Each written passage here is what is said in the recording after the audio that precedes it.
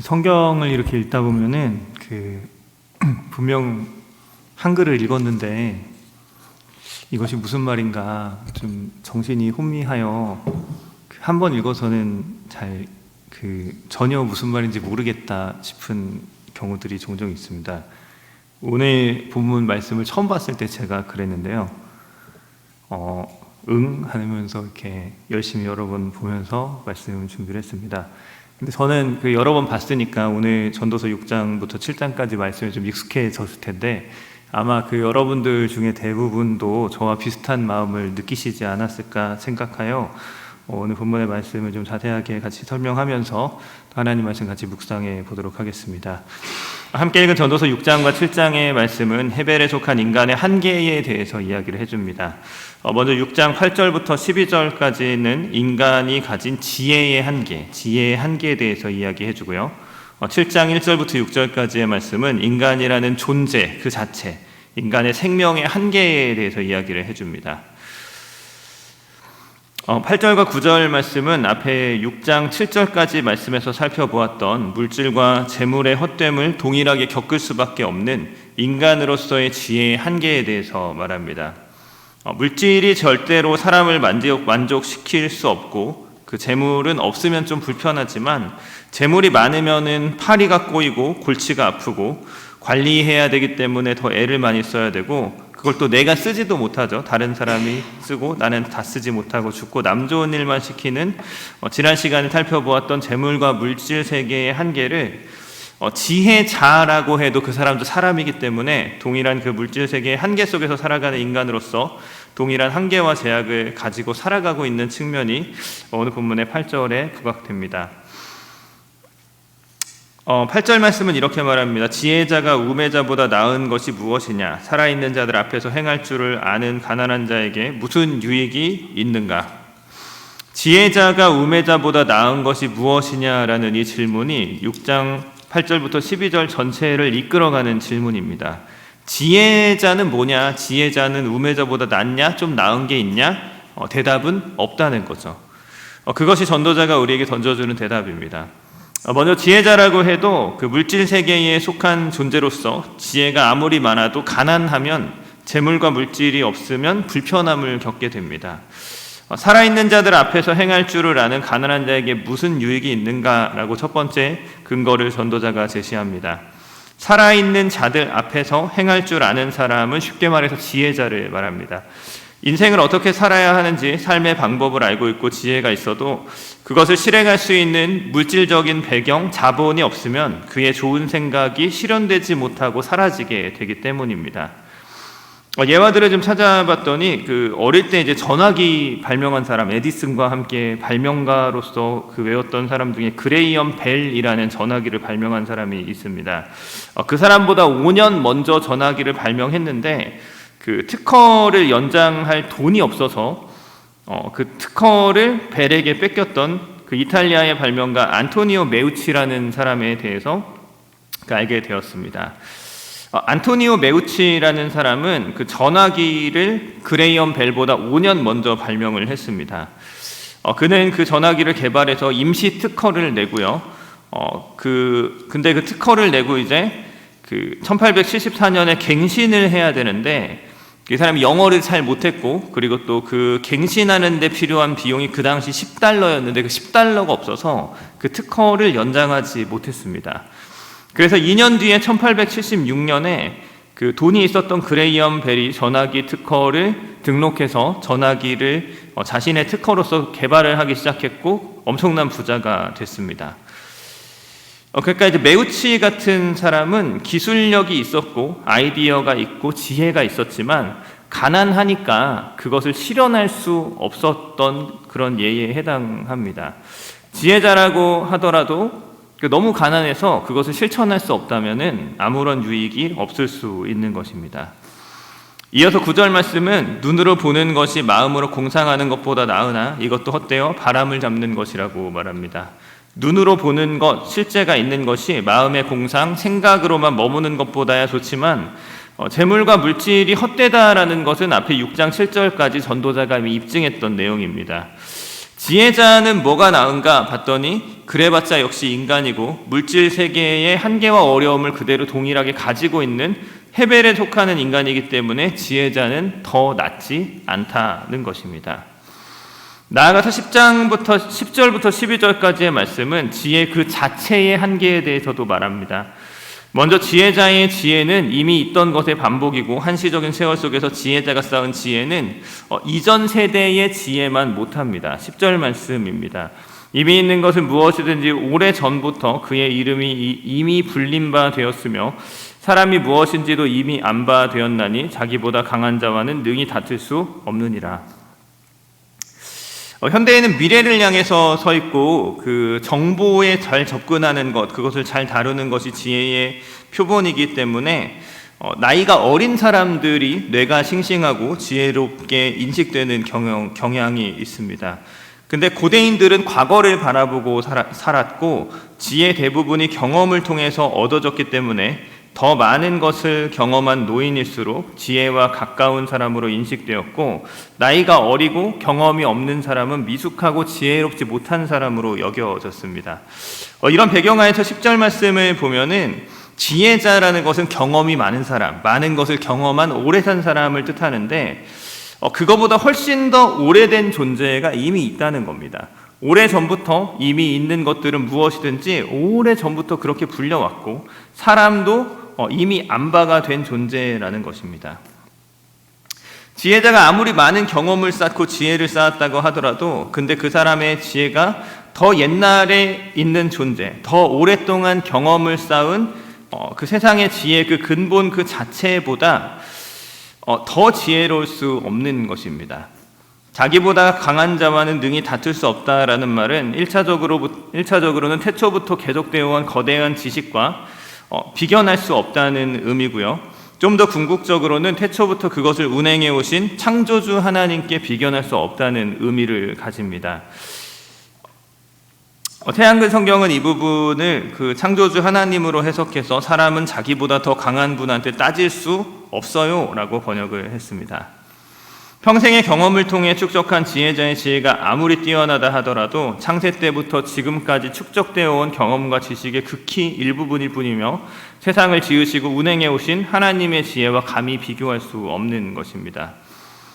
11절은 헛된 것을 더하게 하는 많은 일들이 있나니 그것들이 사람에게 무슨 유익이 있으랴라고 말하는데 여기에 그 헛된 것을 더하게 하는 많은 일들이라는 이 일들이라는 단어에 개역 성경에 그 언론이라는 각주가 달려 있을 겁니다. 근데 일들이라고 번역된 말은 이제 그 히브리어 이제 다바르, 그 복수형 데바림이라는 표현이 사용됐는데 이게 그 어떤 사건을 뜻하는 경우에도 사용이 되고 사람의 말을 뜻할 때도 사용되는 그 중의적인 단어입니다. 그래서 개역 성경은 일이라고 번역했지만 말이라고 볼 수도 있는 단어입니다. 지혜자의 한계와 부정확성에 대해서 본문은 말하고 있습니다. 지혜자가 아무리 뛰어나다고 하더라도 그의 말이 다 옳은 것이 아니고요. 그가 하는 일이 다 옳은 것이 아닙니다. 아무리 잘해도 그가 못하는 것이 있고 틀린 것이 있고 한계가 있고 헛된 세상에 헛됨을 더하는 수많은 그런 단점들이 유한함들이 지혜자에게도 역시 존재합니다. 그것은 12절에 나타나는 두 가지 이유 때문에 발생합니다. 생전에 그가 살아가는 날 동안에 지혜자는 자신에게 무엇이 좋은 것인지 판단하지 못합니다. 헛된 생명의 모든 날을 그림자같이 보내는 일평생에 사람에게 무엇이 낙인지를 누가 알며 사람의 지혜는 사람의 평생에 무엇이 낙인지, 무엇이 좋은 것인지, 무엇이 선한지, 악한지 판단할 수 있는 지혜가 없습니다.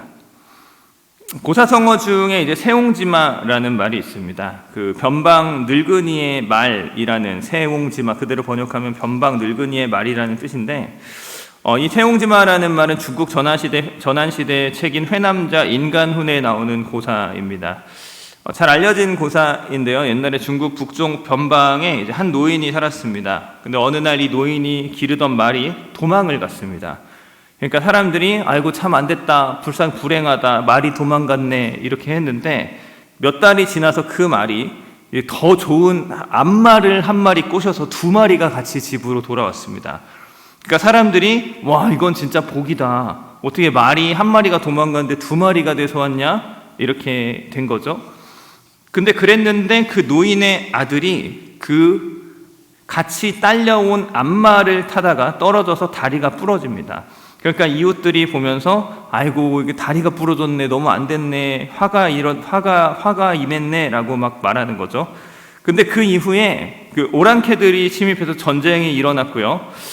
젊은이들이 다 징집돼서 전쟁터로 끌려가서 죽었는데 이 아들은 다쳐서 다리를 다쳤기 때문에 징집되지 않아서 목숨을 건졌습니다. 변방 늙은이의 말이 도망갔을 때 사람들은 그것은 잘못된 일이다, 안 된 일이다. 암말을 가지고 돌아왔을 때는 잘된 거다. 다리가 부러졌을 때는 아이고 안 됐네. 근데 결국에는 그 다리가 부러진 것 때문에 아들이 살게 되기 때문에 사람들은 눈앞의 현실을 가지고 이것이 좋은지 나쁜지 복인지 화인지 판단하지만 사실 사람에게는 그것이 어떤 결과를 가져올지 그 결과를 알 수 있는, 분별할 수 있는, 사람이 살아가는 세상에서의 일들을 분별할 수 있는 지혜가 사실은 없습니다. 저는 경제학을 전공했는데요. 경제학 교과서에 나오는 유명한 이론 중에서 이제 그 주식 투자를 할 때 투자에 대해서 투자가 굉장히 어렵다 이런 얘기를 하면서 주식 투자를 할 때 그 원숭이가 그냥 막 찍어서 투자를 하면 사람보다 낫다라는 이야기가 있습니다. 이게 경제학 교과서에서 나오는데요. 이것은 경제학의 이론 중에 랜덤 워크 시올이라는 것을 적용한 이론입니다. 물리학의 카오스 이론을 경제학에 접목시킨 것이 랜덤 워크, 랜덤하게 걷는다. 그러니까 임의보행 이론이라고 하는데 그것이 이제 랜덤 워크이라는 경제학 이론인데 카오스라는 건 그거죠. 말 그대로 혼동이죠. 알 수 없는 겁니다. 파악할 수 없다라는 물리학 이론을 경제학에서 그 임의보행, 랜덤 워크라고 이렇게 적용을 한 겁니다. 자기 멋대로 간다는 겁니다. 예측할 수 없다. 이 랜덤워크 이론을 투자에 도입해서 설명한 유명한 책이 버튼 멜키알이라는 학자가 쓴 랜덤워크 다운 월스트리트이라는 책입니다. 73년도에 나온 책인데 월스트리트의 주식 가격의 움직임이 랜덤하게 움직인다, 그 임의보행한다라는 내용을 담고 있었던 책입니다. 그 책에서 이 멜키알이라는 학자가 했었던 유명한 말이 눈가리개를 한 원숭이가 신문 금융면에 다트를 던져서 포트폴리오를 만들면 전문가들이 신중히 고른 것만큼 잘한다라는 이야기를 했습니다. 그러니까 눈을 가린 원숭이가 신문에다가 그냥 다트 던져가지고 그거 찍어서 사면은 전문가들이 막 열심히 분석해서 고른 것만큼 원숭이가 잘한다는 거예요. 그래서 이것이 실제로 몇 번에 걸쳐서 다양한 집단에 의해서 실험이 되는데 제일 유명한 것이 그 월스트리트 저널이라는 이제 유명한 그 잡지에서 1988년부터 2002년까지 15년 동안 실시한 다트보드 컨테스트라는 실험이 유명합니다. 대결 방식은 그렇습니다. 월스트리트 저널이 매달 전문가를 5명에서 10명 정도 선정을 합니다. 그래서 그 사람들이 포트폴리오를 짜서 투자를 합니다. 그리고 원숭이에게 다트를 줘서 5개에서 10개 정도 주식을 선택을 합니다. 그리고 1년 후에 수익률을 비교를 하는 겁니다. 그래서 15년 동안 213회의 원숭이와 사람의 대결이 있었고요. 그 중에서 130번 원숭이가 사람을 이겼습니다. 약 61%의 승률로 원숭이가 전문 투자자보다 더 높은 수익을 이제 올렸습니다. 일평생에 사람에게 무엇이 낙인지, 뭐가 좋은지 사람이 아는 것 같지만 사실은 원숭이가 다트 던져서 막 뽑은 게 전문가들이, 지혜자들이 고심해서 선택하는 것보다 더 나은 것이 인간이 자기 세상을 판단하는 최선의 지혜의 한계인 겁니다. 12절 하반전 말씀은 그에 더해서 그 후에 해 아래에서 무슨 일이 있을 것을 누가 능히 그에게 고하리오라고 말하면서 사람이 살아가는 지금 세상에서의 삶뿐만이 아니라 사람이 죽은 후에 어떤 일이 일어날지도 알 수 없고 경험할 수 없는 한계를 가진 존재가 인간임을 이야기를 합니다. 이렇게 인간의 지혜는 한계가 있습니다. 한계가 있어요. 내가 볼 때 이것은 우리에게 좋지 않은 일이야, 내 생각대로 되지 않아? 라고 한다고 할지라도 그것은 하나님의 우리가 생각할 수 없는 크고 놀라운 섭리일 수가 있습니다. 우리가 인생을 살아가면서 또 교회로서 우리가 살아가면서 여러 가지 어려움들이 우리에게 닥칠 때에 우리가 일희일비하지 말고 그냥 우리를 인도하시고 우리에게 가장 좋은 것을 주시는 하나님을 신뢰하면서 내 판단에는 이게 안 좋은 일 같은데 그렇지만 하나님은 나에게 좋은 것을 주시는 분이라는 사실을 신뢰하면서 그냥 하나님 믿고 기다리는 것이 우리에게 가장 좋은 선택일 수 있습니다. 계속해서 전도자는 7장에서 이제 죽음에 대해서 이야기하면서 인간과 인간의 지혜의 궁극적인 한계 앞에 말씀을 듣는 청중들을 직면시킵니다. 좋은 이름이 좋은 기름보다 낫고 죽는 날이 출생하는 날보다 나으며 초상집에 가는 것이 잔치집에 가는 것보다 나으니 모든 사람의 끝이 이와 같이 됨이라. 산 자는 이것을 그의 마음에 둘지어다. 전도자가 제시하는 인생에서의 삶에서 어떻게 사는 것이 좋은 삶인가, 자신의 한계를 정직하게 직면하고 인정하고 사는 삶이 좋은 삶입니다. 사람은 모두 죽을 수밖에 없는 존재고요. 죽음을 피할 수 있는 존재가 없습니다. 근데 사람이 마치 내가 죽지 않을 존재인 것처럼 죽음을 피하는 것처럼 살아가려고 하면은 그 사람의 선택이 왜곡되고요. 그 사람의 결정이 왜곡되고 그 사람이 현재의 삶이 그렇게 이상적이지 못한 방향으로 흘러가게 됩니다. 제 가까운 지인 중에서 이제 키가 굉장히 작은 친구가 있어요. 근데 이 친구를 처음 만났을 때 이 친구가 이제 저를 굉장히 미워했습니다. 왜냐하면 제가 키가 크기 때문에 미워했습니다. 근데 왜 그런가 봤더니 좀 나름대로 그럴 만한 이유가 있어요. 그러니까 이 친구가 원래 어려서부터 태권도 선수였는데 키가 작아요. 60이 아마 안 되는 걸로 알고 있습니다. 남자인데요. 그래서 태권도를 하는데 다리가 짧잖아요. 그러니까 키 큰 애들한테 계속 당하지를 못하다가 꿈을 접은 자기 딴에는 굉장히 아픈 과거가 있습니다. 근데 그게 저랑은 무슨 상관인가요? 근데 그래서 이 친구가 키가 작아요. 좀 높게 쳐줘서 160이라고 해봅시다. 그래서 자신의 한계대로 160으로 살아야 건강한 겁니다. 근데 그것을 억지로 늘리려고 하면 이제 몸이 상하겠죠. 근데 이 친구는 어떻게 반응을 한 거냐면은 물리적으로 자신의 키를 늘리지를 못하니까 상대적으로 자신의 키를 늘리는 방식을 선택한 겁니다. 키 큰 사람들을 없애버리는 거죠.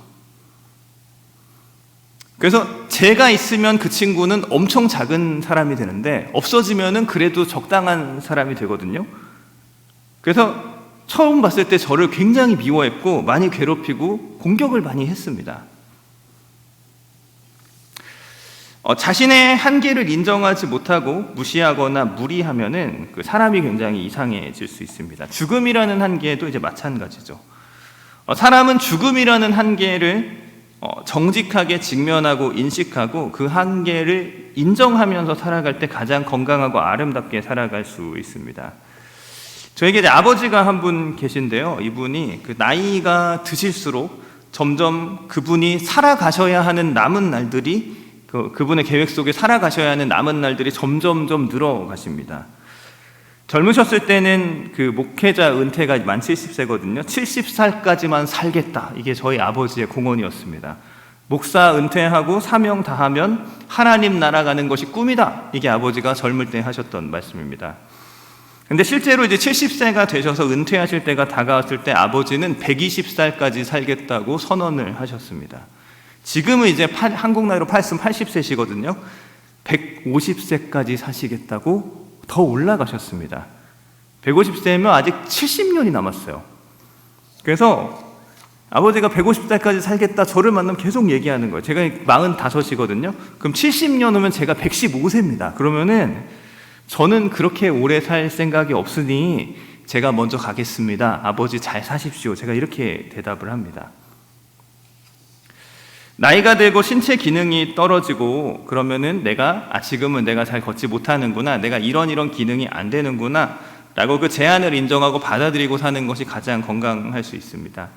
근데 저희 아버지가 아직까지도 끝까지 놓지 못하고 인정하지 못하시는 그 나이가 들어서 자신에게 생긴 한계와 제한 중에 하나가 자동차를 운전하는 것입니다. 이걸 저희 아버지가 포기를 못 하세요. 약 10년 전인 2016년 11월에 아버지가 71세 때 고속도로에서 굉장히 큰 사고를 내셔서 그 사고로 이제 아버지는 1년 6개월 정도 병원에 입원해 계셨고 어머니는 6개월 동안 치료를 받으시다가 이제 병원에서 돌아가셨습니다. 그 사고 이후로 아버지는 뇌를 좀 다치셔서 바닥에 잘 못 앉으시고 똑바로 잘 못 걸으시는데도 계속 운전을 하셨습니다.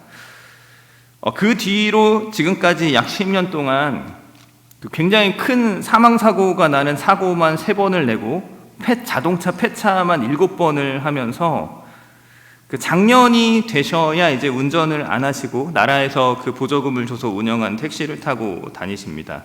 최근에 이제 아버지 뵀을 때 건강이 좀 호전되셔서 이제 잘 걸으시더라고요. 그러니까 또 저를 만나서 아버지 하시는 말씀이 차를 사시겠다. 내가 차를 사야겠다. 집에만 있으니까 너무 답답하다. 차를 사야겠다라는 이야기를 계속 하십니다. 나이가 들고 신체 기능이 떨어지고 육체의 한계가 생길 때 그 한계를 인정하고 내가 이것을 할 수 없구나, 도움을 받아야 하는구나 라고 자신의 한계 속에서 결정을 해야 바른 결정을 하게 되죠. 근데 그것을 무시하고 나는 괜찮아, 그냥 괜찮아, 내가 괜찮다니까 괜찮은 거야 라고 고집하게 되면은 사고가 납니다. 인간은 자신의 한계에 직면하고 자신의 한계 안에서 살아갈 때 가장 건강합니다. 오늘 본문의 말씀이 우리에게 제시해주는 궁극적인 인간의 한계는 죽음입니다. 모든 사람은 한계를 가진 존재입니다. 끝을 가진 존재입니다. 그 사실에 직면해서 그 한계 안에서 살아갈 때 인간은 가장 지혜롭고 적절한 선택을 할 수가 있습니다. 7장 1절과 2절은 좋은 이름이 좋은 기름보다 낫고 죽는 날이 출생하는 날보다 나으며 초상집에 가는 것이 잔치집에 가는 것보다 낫다라고 말합니다. 사람이 죽어서 좋은 이름을 남기는 것이 살아서 좋은 기름을 먹으며 사는 것보다 낫습니다. 죽는 날이 출생하는 날보다 낫다, 초상집에 가는 것이 잔치집에 가는 것보다 더 낫다는 것에는 이유가 설명이 되는데요. 모든 사람의 끝이 이와 같이 되기 때문입니다. 초상집에 가는 게 잔치집 가는 것보다 나은 것에는 모든 사람의 끝이 그와 같고요. 사람이 그것을 알아야 되기 때문에 그렇습니다. 살아있는 모든 사람은 자신의 끝을 마음에 두고 살아야 합니다. 3절은 슬픔이 웃음보다 나음은 얼굴에 근심하는 것이 마음에 유익하기 때문이라고 말합니다. 슬픔이 웃음보다 낫다. 이 자체로는 말이 안 되는 이야기인데 이유가 설명이 되죠. 얼굴에 근심하는 것이 마음에 유익하기 때문이다. 고대인들에게 마음은 지금처럼 감정이나 정서의 기관이 아니라 생각과 의지의 기관으로 인식됐기 때문에 마음에 유익하다는 것은 생각을 바꿔주는 건전한 측면을 말하는 것일 수 있습니다. 얼굴에 근심하는 것, 초상집에 가고 그 죽음의 현장에 가는 것은 굉장히 괴롭고 슬프고 고통스러운 일입니다. 근데 마음에 유익해요. 죽음을 직면하고 슬픔을 맞이해서 인간의 한계에 마주서는 그 고통과 괴로움을 겪을 때 사람의 생각이 좋은 방향으로, 건전한 방향으로 전환된다는 겁니다. 더글라스 오도넬이라는 신학자는 이 부분을 이렇게 주석합니다. 장례식장 밖에서 하나님은 다음과 같은 피켓 사인을 들고 계십니다. 인생은 짧다. 죽음은 불가피하다. 지혜롭게 행하라. 그리고 각 장례식장 안에서 모든 관은 우리에게 경고합니다. 세월을 아끼라. 그리고 우리에게 질문합니다. 당신은 시간을 어떻게 보내고 있는가? 또 다른 부분에선 이렇게 주석하는데요. 죽음은 고린도서 15장 26절에 의하면 원수이지만 동시에 전도자이기도 합니다. 죽음은 근면, 절제, 사랑, 관대함, 경외심, 겸손을 가르치는 위대한 스승입니다. 죽음은 가장 심오한 질문을 던지게 하지만 그 교훈을 흘려듣는 자들을 무자비하게 조롱합니다. 죽음은 해독 치료소와 같습니다. 우리를 정신 차리게 합니다. 너는 아무것도 이룰 수 없다라고 감정적으로 학대하는 아버지가 아니라 차렷, 움직여, 시간이 얼마 없어, 장례식에 가, 앉아있어, 생각하란 말이야 라고 말하는 효과적인 훈련 조교와 같습니다. 죽음이 우리에게 알려주는 것이 있습니다. 장례식장에서, 초상집에서 죽음의 현장을 마주하는 것이 우리에게 말해주는 것이 있습니다. 내가 죽을 수밖에 없는 존재다. 나는 이 세상에서 헛된 세상과 함께 헛되이 사라질 수밖에 없는 헤벨에 속한 존재라는 것을 우리에게 말합니다. 우리가 살아가고 있는 이 땅에서의 이 시간이 영원하지 않고 이 세월이 소진되고 한계가 있으며 우리는 이 한정된 시간을 지혜롭게 다스려서 사용해야 하는 존재라는 것을 우리에게 말해 줍니다. 그렇기 때문에 죽음은 우리에게 더 성실하고 근면하며 절제할 것을 가르쳐 줍니다. 또한 우리가 사랑하고 관대하고 더 용서하고 하나 될 것을 우리에게 가르칩니다. 내가 지금 만나고 있는 내 앞에 있는 사랑하는 어떤 사람은 영원히 나와 함께하는 사람이 아니고 내가 먼저 떠나가든 그가 먼저 떠나가든 반드시 떠나가는 존재이고 우리에게 사랑할 기회는 영원히 주어지지 않기 때문입니다. 그래서 지혜자의 마음은 초상집에 있고 우매자의 마음은 잔치집에 있다라고 전도자는 말합니다. 5절과 6절 말씀이 말해주는 것처럼 우매자들은 자기 귀에 듣기 좋은 노랫소리를, 웃음소리를 찾아다니기 때문에 자신의 한계에 직면하게 하고 자신의 끝을 바라보게 하며 우리의 삶을 책망하고 채찍질하는 죽음 앞에, 초상집 앞에 서지 않고 눈앞에 정욕과 즐거움만을 추구하며 자기가 절대로 모를 수 없는 자신의 끝을 애써 잊으며 망각하며 외면하며 살아가려고 하고 있습니다. 사람들의 언어 속에, 그들의 생활 속에 그 죽음에 대한 두려움과 죽음에 대한 깊이가 담겨 있습니다. 어떤 사람의 생명이 다했을 때 모든 언어에서는 그것을 표현할 때 우리말에서도 돌아가셨다라고 말하죠. 죽었다라고 말하지 않습니다. 그 완곡하게 다른 말로 돌려서 표현하면서 죽음이라는 것이 우리에게 주는 그 고통과 슬픔과 충격을 완화시키는 방식으로 모든 문화가 형성되어 있습니다. 사람은 그렇게 자신의 진정한 한계와 끝, 자신의 현실 앞에 서고 싶어 하지 않고, 하지만 사람은 자신의 한계와 끝, 자신의 현실 앞에 정직하게 설 때 가장 건전하고 아름답게 살아갈 수가 있습니다. 끝을 생각하지 않는 선택은 왜곡되고 낭비되고 허비돼서 그 인생이 헛되게 하고 허망하게 합니다. 누가복음 16장 1절부터 10절까지의 말씀에 보면은 불의한 청지기의 비유가 나옵니다. 청지기가 있습니다. 근데 얘가 불의해요. 그래서 주인이 너 이제 청지기직 못한다, 잘릴 거야 라고 예고를 합니다. 그때 이 청지기가 걱정을 합니다. 내가 이제 뭐 하지? 성경의 표현에 의하면 땅을 파자니 힘이 없고 빌어먹자니 부끄럽구나, 이렇게 말하는 거예요. 청지기 일을 했으니까 그 언어를 알고 회계를 할 줄 아는 굉장히 그 교육받은 사람이거든요. 근데 이 사람이 이제 청지기 일을 더 이상 못하니까 나가서 뭐 하냐, 농사 짓자, 땅 팔려고 하니까 힘이 없고 다른 사람한테 빌어먹자니까 부끄럽다라고 말하는 거죠. 그래서 이 사람이 어떻게 하냐면은 내가 할 일을 알았도다, 이렇게 하면 직분을 빼앗긴 후에 사람들이 나를 자기 집으로 영접하리라 하고 주인에게 빚진 사람을 자기 청지기 직무를 맡을 동안에 불러옵니다. 그리고 그 사람에게 주인한테 얼마 빚졌냐 물어봐요. 그 사람이 기름 100마리다 라고 말하면은 증서를 가지고 야 빨리 50이라고 고쳤어라 라고 이렇게 합니다. 그리고 다른 사람은 얼마 빚졌냐 물었을 때 밀 100석이다 라고 하면은 80이라고 써라 이렇게 합니다. 근데 그랬을 때 주인이 이 옳지 않은 청지기가 일을 지혜롭게 했기 때문에 칭찬했다라는 어려운 말씀이 누가복음 16장 1절부터 10절 말씀에 나옵니다. 그리고 예수님께서 이렇게 말합니다. 불의의 재물로 친구를 사귀라. 그리하면 그 재물이 없어질 때에 그들이 너희를 영주할 처소로 영접하리라. 이 청지기가 지혜로운 점은 자신의 청지기 직무가 끝날 것을 알고 청지기 직무가 끝난 후에 자신이 살아갈 준비를 청지기직을 아직 맡고 있을 때 준비한 것입니다. 청지기의 일이 끝날 거예요. 그럼 그 이후에 청지기 일이 끝나고 나서 살아갈 것을 청지기의 일이 끝나기 전에 준비했다는 겁니다. 이 동일한 지혜를 우리에게 적용한다면 우리의 이 땅에서의 삶이 반드시 끝날 것입니다. 그래서 이 땅에서 우리가 살아가면서 살아가는 우리의 삶들, 우리에게 주어진 모든 은사들, 우리의 모든 좋은 것들을 이 땅에서의 삶을 위해서만 사용하는 것이 아니고, 끝나고 사라질 이 땅에서의 삶을 위해서만 살아가는 것이 아니고, 끝난 이후의 삶을 위해서 쌓고 준비하는 것이 불의한 청지기에게 말씀하셨던 지혜일 수 있습니다.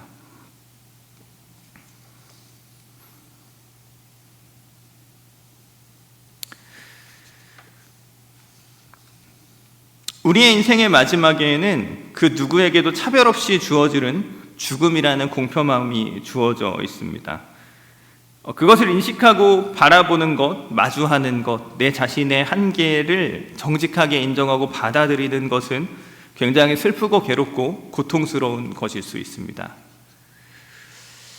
하지만 그것은 우리 자신의 유한함과 한계와 우리 자신의 끝을 바라보게 하면서, 직면하게 하면서 우리가 이 땅의 삶에 집착하지 않고 이 땅의 삶을 마친 이후에, 해 아래의 삶이 끝난 후에 해 위의 삶을 준비하는 방향으로 우리의 생각을 전환시키고 바꾸게 되는 긍정적인 영향을 우리에게 끼칠 수가 있습니다. 우리가 이 땅에서 살아가는 우리의 하루하루의 삶들을 우리가 다시 한 번 더 돌아보고, 내가 이 땅에서의 삶을 정말 삶이 끝날 사람처럼 살아가고 있는가, 아니면 마치 끝나지 않을 영원한 삶처럼 끝날 것을 망각한 채로 살아가고 있는가, 우리가 잘 돌아보았으면 좋겠습니다.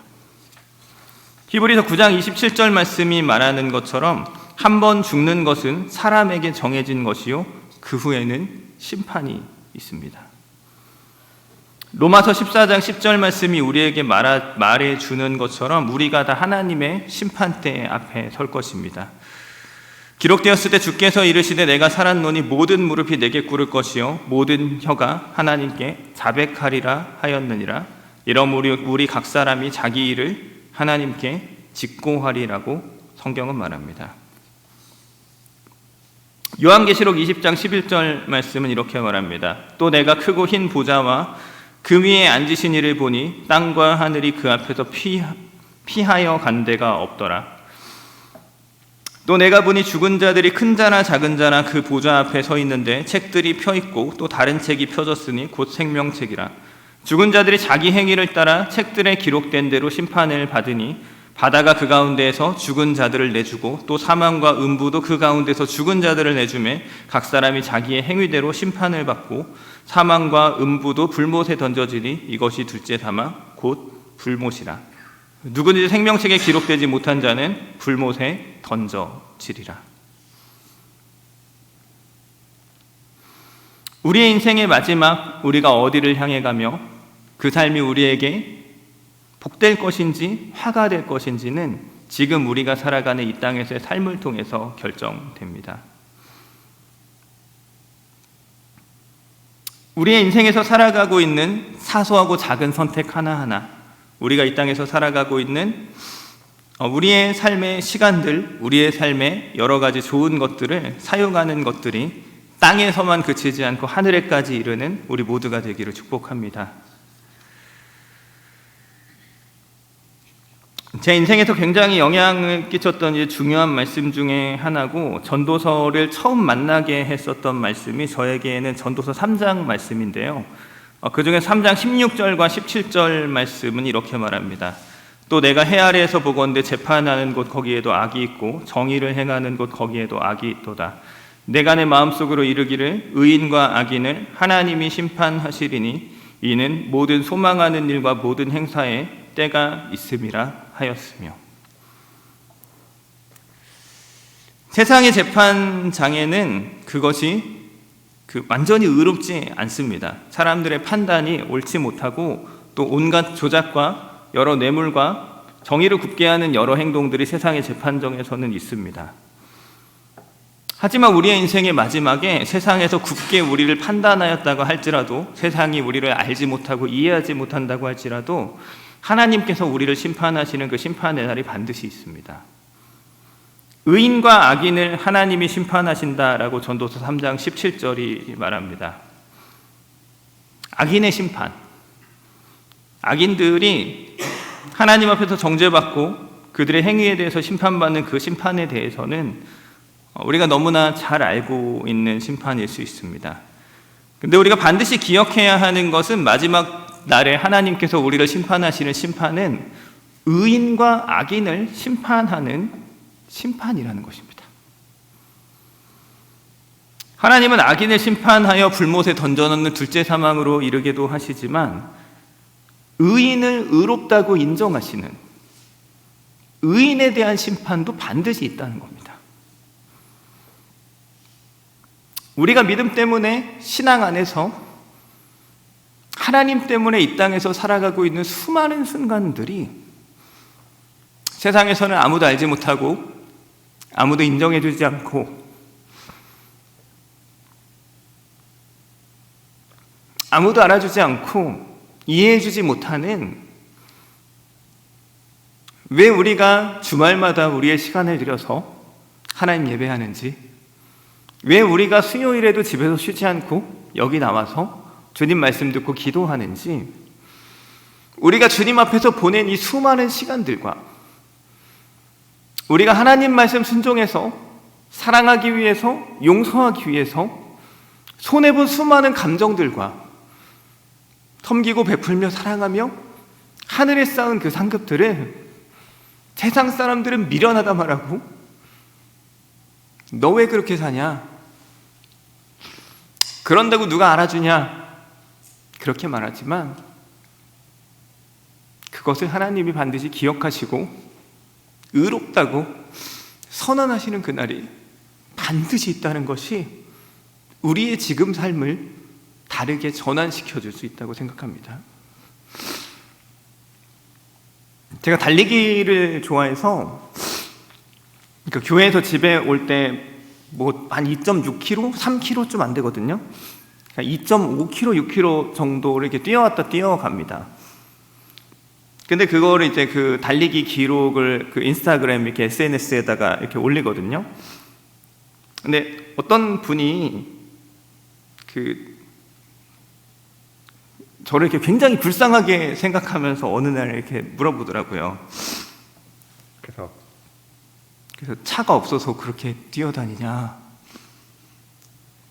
좀 약간 황당했습니다. 그래서 차 없어서 뛰어다니는 건 맞는데, 근데 제가 뛰어다니는 그 스토리가 있거든요. 굉장히 긴 이야기가 있지만, 제가 하나님의 목이 약 1년 전에 하나님의 좀 굉장히 어떤 그 선명한 인도하심이 있었습니다. 그래서 달리기를 배웠습니다. 달리기를 배웠는데, 그 당시에 그 2023년이겠죠. 2023년도에는 그 한국의 달리기가 유행이 아니었어요. 아무도 달리기 하는 사람이 없었습니다. 근데 제가 지금 이제 그 전국에서 제일 유명한 그 러닝을 가르치는 감독님 밑에서 약 1년 정도 달리기를 배웠습니다. 풀코스 마라톤 뛰는 것을 배웠습니다. 그래서 2.5km는 저에게 있어서 그 몸을 푸는 거리예요.